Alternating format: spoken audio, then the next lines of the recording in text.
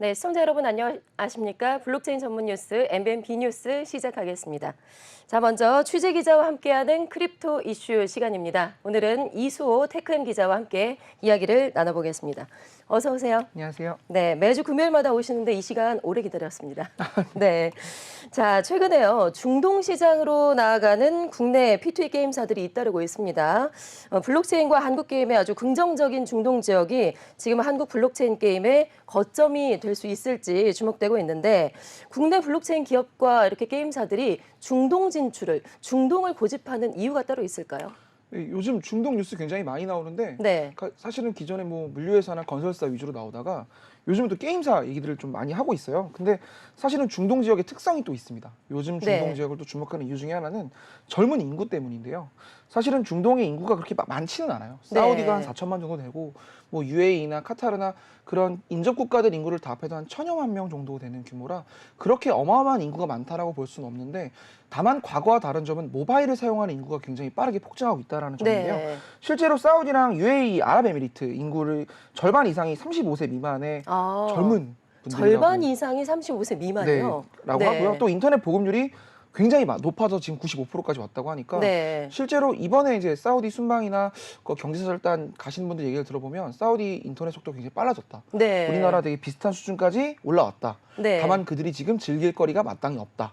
게임을 라는 하기에는 얘기들을 최적화된 환경이군요. 맞습니다. 네. 그런 어떤 배경적인 부분이 있고요. 네. 또 그거 외에도 중동이 지금 더 이상 석유만으로는 산업을 이끌어갈 수가 없잖아요. 네. 그래도 새로운 모멘텀이 필요하기 때문에 그런 부분은 블록체인 기술을 적극적으로 끌어들여서 외자를 좀 강하게 유치해 보겠다라는 그런 의지도 같이 반영돼 있다고 보시면 될 것 같습니다. 네. 그러면은 기존에 중동에 있던 게임 회사들은 혹시 없을까요? 기존에도 원래는 게임 회사들이 있었고요. 네. 현지 게임 회사들도 있고 또 사우디가 사실은 국부 펀드라고 해서 사우디가 직접적으로 투자한 게임 회사들도 굉장히 많아요. 네. 하지만 그들이 안에서 게임을 만들고 유통하기에는 사실은 시장의 규모도 크지 않고 네. 또 하나는 사우디 안에서만 게임을 즐기는 걸 하면 사실은 콘텐츠 경쟁력이 이렇게 높지 않겠죠. 문화적 할인이 어느 정도 존재하는 지역이라고는 해도 그래도 이 하나의 게임이 폭발적으로 성공을 하면 드라마, 영화, 다른 IP 산업으로 인접 영역을 확장을 해야 되는데 네. 중동 안에서 만든 것들은 아무래도 세계로 나아가는 게 어려운 부분이 있어서 중동은 직접 게임사를 운영하고 콘텐츠를 하는 것보다 투자를 해서 자신들이 간접적으로 혜택을 받는 방식을 좀 많이 택하고 있는 분위기입니다. 네, 아직까지는 중동의 게임과 콘텐츠 개발이 좀 미미한 수준이다. 현지에서는. 네, 그렇군요. 그러니까 나라 정책적으로도 지금 블록체인 사업을 키우기 위해서 상당히 추진 중이라고 노력 중이라고 들었어요. 네, 지금 두바이가 아예 블록체인 전략을 따로 만들어서 시행하고 있는 부분들도 있고요. 네. 또 하나는 이제 세계 최초 블록체인 도시를 만들겠다라는 네. 그런 사실 처음 나온 얘기가 아니라 계속 얘기가 나왔던 것들 중에 하나고 바이낸스나 해외 유명 거래소들도 중동에 직접 지사를 만들고 법인을 만들고 네. 이쪽에서 라이센스를 획득한 사업자도 굉장히 많아요. 생각보다. 네. 그러니까 중동 안에 있는 사람들, 투자자들을 현지에서 어떤 모으는 것도 있지만 중동의 거점을 만들어서 중동 쪽으로 해외 자금을 가져오게 하는 게 사실은 중동 지역의 핵심 니즈거든요. 네. 그런 부분을 많이 간파하고 있어서 블록체인 자금이 결국은 사실 뭐 달러 하면은 뭐 미국의 월가, 뭐 런던, 도쿄 네. 이렇게 있는데 중동이 차세대 디지털 자금 시장의 중심축이 되기 위한 다양한 정책이 지금 물밑에서 이미 진행되고 있다. 이렇게 보시면 될 것 같습니다. 네. 자, 그렇다면 중동에서 과연 우리 한국 게임의 인기는 어느 정도인지 혹시 뭐 수치로 나온 게 있을까요? 네, 일단 재미난 게 한국인터넷진흥원에서 최근에 이런 비슷한 자료를 발표를 했어요. 그 게임 이용자 현황을 조사를 한 건데 지금 카타르랑 아랍에미리트 게임 이용 비중에서 한국 게임이 차지하는 비중이 일단 굉장히 높고 네. 그쪽 현지에 있는 젊은이들이 한국 게임을 굉장히 좋아한다고 하는데 재밌는 게 일단 주말에 파키스탄과 아랍에미리트에서는 주말입니다. 주말 네. 기준으로 한 주에 평균 230분 이상의 시간을 한국 게임 쓰는데 한 주에 평균 230분이요? 네, 할애하고 네. 있다고 해요. 그러니까 사실은 굉장히 큰 시간이에요. 한 네, 주라고 하면 그렇죠. 보통 우리가 주말에 좀 사용하는 경우가 많은데 이쪽에 있는 젊은 분들이 한국 게임을 기존의 게임 중에서도 유독 많이 좋아하고 있다. 네. 그런 해석이 가능할 것 같고요. 또 하나는 게임 체류 시간이 높은 것도 있지만 게임 이용자의 전체적인 숫자도 사실은 한국 게임에 그렇게 크게 밀리지 않습니다. 그러니까 제가 아까 중동의 인구는 적지만 젊은 인구는 많다고 했잖아요. 네. 그러니까 게임 이용자의 전체적인 모수가 사실은 다른 권역에 비해서 크게 밀리지 않는다.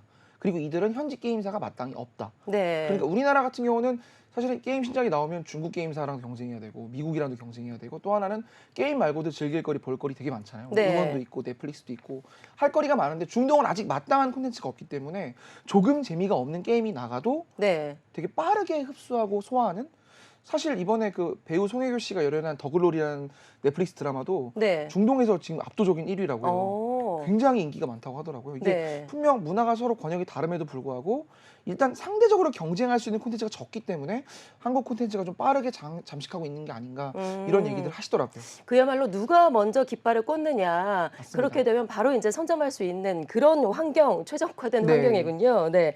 자, 한국의 게임 사랑이 정말 남다른 것 같고 누구보다도 더 많이 오래 한다라는 얘기인데 특히나 빈살만 왕세자의 게임 사랑도 유별나다라고 들었어요. 네, 사실 이게 뭐 저는 언플레이 하나라고 생각을 하는데 네. 언플레이라고 생각을 하지만 그래도 외자를 유치하는 게 그들에게 굉장히 중요한 거기 때문에 미래 산업 중 하나인 콘텐츠를 어떻게든 중심으로 도약하기 위해서 우리가 비디오 게임과 함께 자란 세대다. 나는 과거의 어떤 그 오일머니를 이끈 아버지 세대와는 좀 다르다. 네. 나는 젊다. 이런 얘기들을 적극적으로 어필하는 걸 보면 분명히 게임 산업에 대한 관심이 굉장히 크다고 볼 수 있고요. 실제로 우리나라 게임사들이 작년부터 사실은 굉장히 많은 투자를 받았어요. 네. 우리나라 게임사 중에 제일 크다고 할 수 있는 넥슨이나 애니소프트나 그런 회사들이 최근 2년 새에 3조 원이 넘는 자금을 이미 사우디에서 받았더라고요. 네. 그야말로 큰 손이 지금 움직이고 있는 맞습니다. 거잖아요. 네. 사실은 국내 게임사에 이렇게 대대적으로 투자를 했던 건 2016년, 2017년 중국 자본 이런 적이 한 번 있었습니다. 네. 중국의 텐센트나 네디지 같은 회사들이 조 단위로 국내에 투자를 해서 굉장히 많은 대형 게임사들이 형성이 됐는데 중국 게임사들이 조금 올라오니까 국내에 더 이상 투자하지 않는 경우가 사실 많고 네. 지금 중국이 직접적으로 게임사에 투자하는 경우는 최근 2, 3년 사이에 없었어요.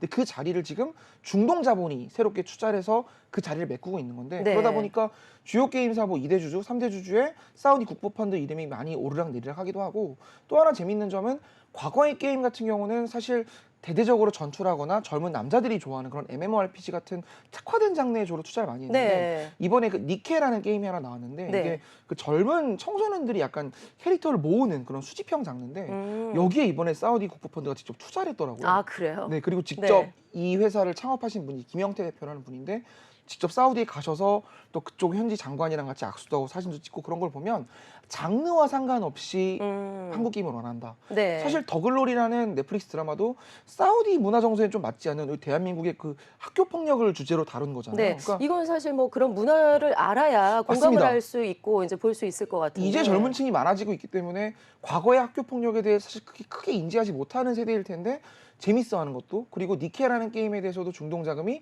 적극적으로 투자하고 즐기려고 하는 걸 보면은 분명 K 콘텐츠의 장벽 자체가 많이 허물어졌고 네. 모든 장르를 통해서 경쟁력을 갖추기 시작했다. 그리고 그 큰 손을 사우디 중동 자금이 이끌고 있다. 네, 그런 해석이 오일머니가 들어오고 가능할 것 있다. 같습니다. 네, 그러니까 말씀하신 넥슨하고 NC의 이제는 사우디 국부펀드가 주요 주주로서 등극을 했고요. 지금 시프트업과도 네, 제가 MOU를 말씀드렸던 그 니케라는 아, 게임을 개발한 곳이 네. 시프트업인데요. 아, 이 회사가 제가 게임을 잘 원래는 몰라서요. 중국 텐센트라는 회사의 돈을 받아서 시작을 한 회사인데 네. 그리고 한동안 크게 힘을 못 폈어요. 중국 네. 시장이 좋지 않았기 때문에. 근데 지금 중동 자금을 받아서 새롭게 도약을 준비하는 거거든요. 네. 또 하나 재미난 점은 사실은 이제 IPO 시장이 많이 안 좋잖아요. 지금 그렇죠. 자금이 시장의 자금 경색 때문에 국내 게임사들이 더 이상 기업 공개라거나 외부 투자 받는 게 좀 어려운 상황인데 네. 시프트업이 작은 회사인데 중동 자금을 받으면서 조금 판교 테크노빌리에 이제 더 이상 투자 받는 게 어렵겠다 또는 IPO 하는 게 쉽지 않겠다라고 생각하는 게임 개발사들도 우리가 조금만 잘해서 재미있으면 해외 시장의 경쟁력을 조금만 갖추면 사우디 자금을 받을 수 있겠다라는 네. 기대감 때문에 다시 올해 초부터 좀 다시 달리는 그런 분위기 그런 긍정적인 효과도 좀 가져다 준 것 같더라고요. 네. 자, 그리고 특히 최근에 위메이드 네. 국내에서 사실 위믹스 코인이 상장 폐지되면서 뭐 위기에 처하는 거 아니냐 했는데 중동 진출을 노리고 있습니다. 어느 정도 성장을 했을까요? 네, 일단 위메이드 하면 위믹스라는 플랫폼을 통해서 국내 코인도 발행을 해서 굉장히 많은 투자자를 모았고 네. 가격도 뭐 시가총액도 수조 원에 이를 정도로 자라났는데 결과적으로 업비트랑 빗썸 같은 대형 코인 거래소랑 갈등 때문에 상장 폐지가 됐고 국내에서는 그래서 그렇게 됐죠. 퇴출됐다라는 게 이제 작년 말까지의 뉴스 플로어였는데 네. 올해 지금 일단 아랍에미리트에 직접 법인을 만들었어요. 네. 위믹스 매니아라는 이름의 법인명인데 이 매니아라는 이름이 저도 정확한 의미는 모르겠는데 현지에서 많이 통용하는 그런 단어인 것 같더라고요. 그러니까 현지에 좀 더 친근하게 다가가겠다라는 그런 의미로 일단 해석이 되고 이쪽에서는 사실은 이미 2018년에 UAE 수도가 아부다비잖아요. 네. 이 아부다비에서 그 디지털 자산 규제 관련된 법안이 이미 현지에 있대요. 그래서 아. 이쪽 법안에 맞는 이쪽 스타일대로 법인을 만들었기 때문에 네. 이쪽에서 앞으로 좀 더 자금도 많이 투자를 받고 또 현지 개발자라든지 현지 인프라를 좀 적극적으로 활용을 해서 한국에서는 워낙 버림받았으니까. 네. 한국에서 쉽지 않기 때문에 어떤 중동에서 좀 새로운 모색을 하려고 하는 그런 움직임이 보이고 네. 또 최근에 그 윤석열 대통령이 UAE 방문했잖아요. 네. 그 경제사절 때는 네오이즈가 이름이 들어갔어요. 그러니까 네오이즈까지 네, 들어갔어요. 국내 네. 게임사 중에 유일하게 이번 대통령 순방길에 동행한 기업인데 이 네오이즈 같은 경우도 아부다비에 현지 법인을 설립을 했습니다. 그러니까 위메이드랑 네오이즈가 동일하게 아부다비에 법인을 만든 건데 또 이쪽에서 앞으로는 좀 공격적으로 사업을 하겠다고 해요. 네. 저도 그 이유를 두 회사 경영진에게 좀 여쭤봤는데 위메이드 위믹스가 사실은 작년 8월에 미르라는 게임을 통해서 P2E 시장의 주류 플레이어로 올라섰는데 생각보다 중동 이용자가 꽤 많았다고 하더라고요. 중동에서. 네, 중동 이용자가 한 15에서 20% 정도까지 나왔다고 하니까 적은 숫자는 아니거든요. 결국. 네. 전 세계적으로 서비스가 출시됐기 때문에 중동 이용자가 이만큼 있기 때문에 여기에 법인을 만들면 워낙 또 국내에선 지금 사업할 수 있는 여건이 안 되다 보니까 네. 이 조그만 모멘텀을 가지고도 충분히 반등을 꾀할 수 있다라고 판단을 한 것 같고 또 블록체인 산업의 특성상 그렇게 많은 인력이 필요하진 않습니다. 적은 인력으로도 사실은 법인을 만들고 서비스 내놓는 것까지 가능하기 때문에 네. 크게 부담을 느끼지도 않는 것 같더라고요. 네. 지금 말씀하신 위메이드하고 네오이즈 홀딩스만 법인 설립했다고 했는데 국내 다른 게임사들도 뭐 중동 진출을 뭐 앞두고 있거나 하는 기업들이 있을까요? 네, 맞습니다. 왜냐하면 두 회사가 사실 작은 회사는 아니잖아요. 네. 그래서 매출액 규모로 어쨌든 10위 안에 들고 있는 대형 게임사이기 때문에 이들이 아랍에미리트에 법인을 만드니까 사실은 굉장히 많은 게임사들이 그 길을 따라가려고 준비하고 있고요. 네. 2018년에 처음 블록체인 이슈가 불거졌을 때 처음으로 기점으로 삼았던 곳이 싱가포르가 많았습니다. 싱가포르와 그 여러 그 조세의 피처들, 바이낸스나 네. 후오비아 같은 해외 거래소들이 그 본사를 두고 있는 조세 피처에 많이 본사를 두려고 했는데 지금은 사실 FATF 같은 국제 자금 세탁 방지 기구 같은 그 글로벌 자금을 관할할 수 있는 미국과 일본, 우리나라의 큰 그 정부 기관들이 다 보고 있잖아요. 네. 그러다 보니까 조세 피처로 나가는 건 부담스럽고 싱가포르로 가는 것도 더 이상 규제 때문에 쉽지 않으니 오히려 상대적으로 외자 유치에 적극적인 중동으로 가면 네. 우리가 좀 더 많은 걸 할 수 있지 않을까 그런 시각 때문에 제가 지금 뭐 직접 이 자리에서 언급하기 좀 어렵지만 대형 게임사들 상당수가 비슷한 행보를 따라가려고 지금 준비하고 있다. 그리고 곧 아마 뉴스가 나오지 않을까 싶습니다. 네, 정말 그야말로 성장하는 게임 업계의 위상을 보여주는 것 같은데 말씀하신 그 P2E 게임 사실 국내에서는 지금 사행성 논란 때문에 더 성장하기는 힘든 그런 상황이잖아요. 네, 맞습니다. 또 예. 최근 서울행정법원이 그 관련 소송 관련해서 경품으로 판단을 했어요. NFT를. 네. 그리고 이 블록체인 게임 서비스는 불법이라고 못을 박았습니다. 그러니까 쉽게 말하면 뭐 뉴스 좀 많이 보셨겠지만 게임하면서 돈을 벌고 이거를 또 코인으로 환전을 해서 가지고 나가는 네. 이런 방식은 여전히 바다 이야기다. 과거에 있었던 이슈죠. 사실은 그런 사행성 네. 게임. 그 범주에서 크게 다른 시각을 갖고 있지 않다라는 게 이번 법조계의 판단이기 때문에 사실은 법조계나 부처분들도 답답해하세요. 왜냐하면 법이 일단 있어야 됩니다. 네. 그들이 이 법을 전례가 있어야 가능한 건데 전례가 없기 때문에 계속 지금 속도가 늦어지고 있는 상황이라서 다행인 점은 지금 일단 2월 달에 STO 규제가 일단은 가이드라인 형태로 나올 것 같아요. 그 증권형 토큰이라고 네. 아마 다른 뉴스를 통해서 보셨을 텐데 블록체인 산업에 좀 길을 터주려고 하는 당국의 움직임이 보이고 그 부분을 어쨌든 금감원도 그렇고 나름 보수적인 섹터의 부처들도 좀 움직이고 있기 때문에 저는 이 이슈도 조금 시간이 풀리면 문체부라든지 이런 콘텐츠 쪽 정부부처도 관련 가이드라인을 좀 내놓아서 숨통을 터주지 않을까 싶은데 문제는 시간이죠. 네. 그 시간을 기다려야 되기 때문에 사업자들은 손 놓고 있을 수만은 없으니까 그래도 우리나라 게임을 좋아하고 또 그래도 20% 정도의 순위 이용자를 갖고 있는 중동 지역에 먼저 일단 가서 무언가를 해보자. 라는 마음으로 지금 가고 있다 이렇게 보시면 될 것 같아요. 네.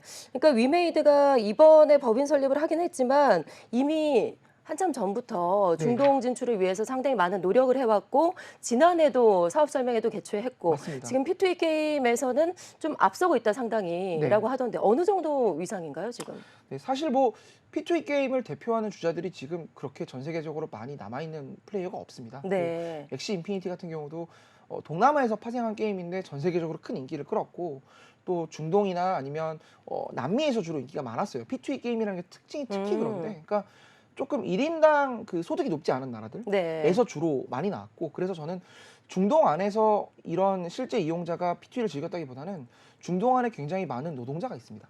그러니까 뭐 아랍에미리트에 실제 자국민이 별로 없다고 하죠. 네. 외국 노동자들이 굉장히 많다고 하더라고요. 그러니까 그런 분들이 주로 P2E를 콘텐츠를 소비한다라는 측면이 아니라 돈을 벌기 위해서 하시는 분들이 되게 많아서 네. 그래서 P2E가 좀 빠르게 열풍이 가라앉은 건데 위메이드도 그 어쨌든 광풍 속에 있었던 주류 플레이어고 그래도 아직 꽤 많은 이용자들을 중동에서 갖고 있더라고요. 네. 그러니까 과거와는 조금 전략은 다른 것 같아요. 과거의 위메이드의 전략은 돈을 벌게 해주는 게 첫 번째 포인트였다면 지금은 중동인들 자체가 한국 콘텐츠를 즐기려 하고 있기 때문에 콘텐츠를 많이 깔아두는 쪽으로 지금 위메이드는 가고 있고 그래서 과거에는 미르라는 하나의 게임에 좀 집중을 했다면 지금은 다양한 장르를 동시다발적으로 준비를 하고 있더라고요. 그러니까 네. 미르라는 MMORPG 장르 말고도 카드 게임이나 소셜 카지노라든지 아니면 사실 국내에서 크게 인기 있는 것 중에 하나가 애니팡이 되게 인기가 많았잖아요. 네. 그런 이제 웹보드 장르라고 하는데 단순한 캐주얼 게임이죠. 뭐 카드 게임도 있고 뭐 퍼즐 맞추기도 있고 이런 것들이 사실 조금 결은 다르지만 카지노 게임과도 연결이 됩니다. 네. 카지노도 사실은 세 줄을 맞췄을 때 돈이 나오는 그런 머신형 게임들이 굉장히 많잖아요. 네.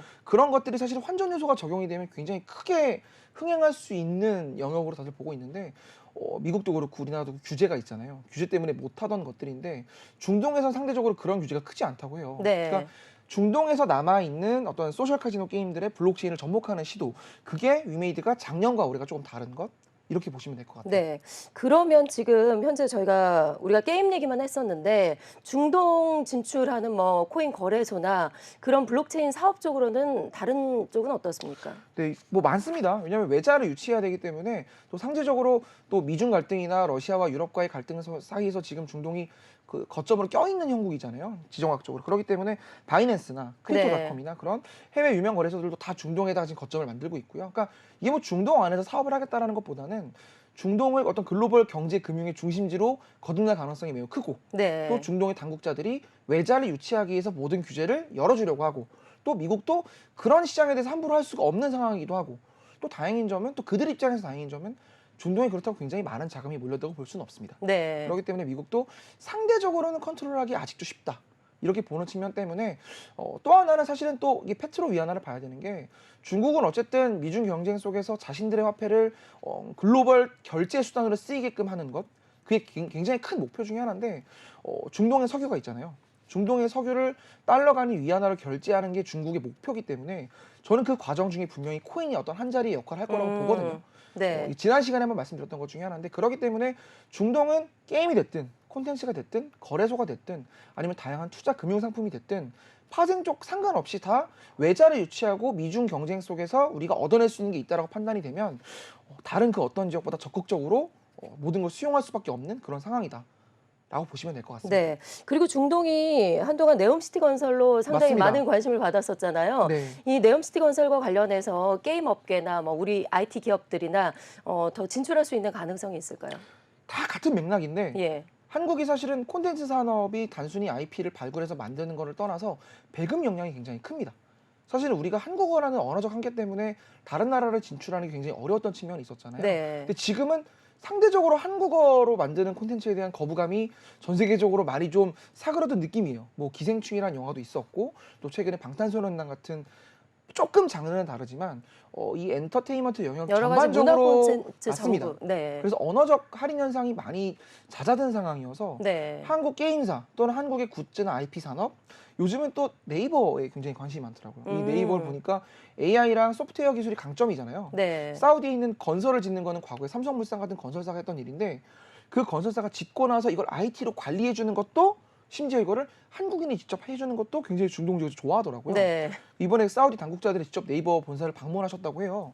또 네이버가 또 단순히 이런 소프트웨어 기술만 갖고 있는 게 아니라 웹툰을 비롯한 다방면의 IP 콘텐츠를 직접 보유하고 있잖아요. 그렇기 때문에 이제는 정말 하나에만 강점을 갖고 있는 게 아니라 그러니까 쉽게 말하면 IP만 갖고 있는 게 아니라 게임도 소설도 만화도 영화도 드라마도 그리고 이거를 다 묶는 어떤 종합 패키지 판매까지 다 네.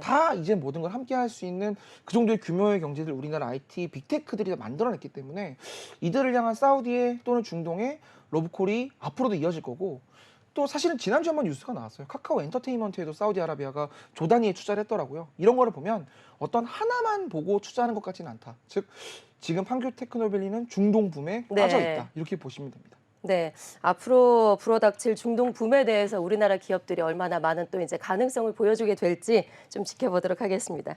자, 오늘 이 시간 이수호 테크엠 기자와 함께 이야기를 나눠봤습니다. 고맙습니다. 감사합니다.